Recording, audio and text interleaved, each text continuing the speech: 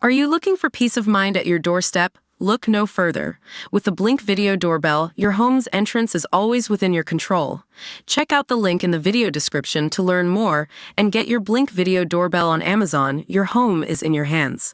Anthony Albanese has told Russia to back off and said he held it in contempt after its embassy accused security chiefs of fueling anti-Russian paranoia over an alleged spy couple accused of trying to access classified defense information. Two Russian-born Australians, Kira Korolev, 40, and her husband Igor, 62, were arrested in dramatic scenes on Thursday over an alleged spying scheme targeting the Defense Department, with authorities emphasizing concerns over espionage and foreign interference. The Russian embassy in Canberra on Saturday accused Australia's federal police and spy agency chiefs of stoking anti-Russian paranoia. The press conference of AFP and ASIO chiefs on July 12 was clearly intended to launch another wave of anti-Russian paranoia in Australia, the embassy said in a statement. Theatrical tricks were used like talking to imaginary Russian spies, presumed to be all around. But the Prime Minister declared Russia had no credibility and that it engaged in espionage around the world.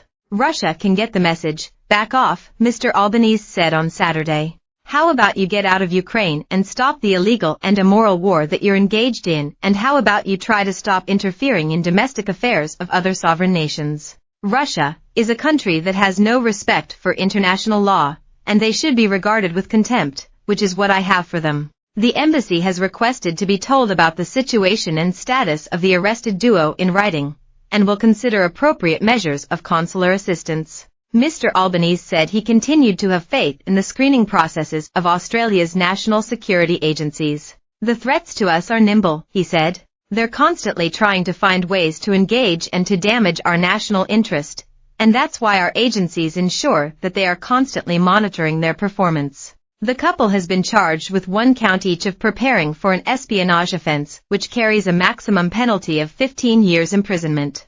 The allegations against them are eerily reminiscent of the TV series The Americans, about 2 Russian sleeper agents operating in Washington, D.C., during the latter years of the Cold War while posing as an ordinary suburban couple. Australia has become more attractive to Russian spy agencies as Canberra increases security collaboration with the U.S. after signing the AUKUS agreement, ANU National Security College senior advisor William Stoltz said. We have been a key part in the international sanctions regime against Russia as well, so they would be seeking to understand the military technology we have in development, but maybe even other ways we are seeking to support Ukraine. The fact Army Private Kira Korolev, 40, and her husband Igor, 62, have become the first people charged under a 2018 national security law showed the system was working, the national security expert said. The 2 Australians, who retain Russian passports, remain in police custody after neither applied for bail at a Brisbane court on Friday. There was no ongoing threat, the Australian Federal Police said. Police allege the Army private visited Russia while on long-term leave in 2023 and coached her husband into accessing defense information through a computer. Investigations into whether information was passed on are ongoing, with the prospect of charges being upgraded from preparing for espionage to an outright espionage offense. The married couple arrived in Australia about 10 years ago before becoming citizens some years later.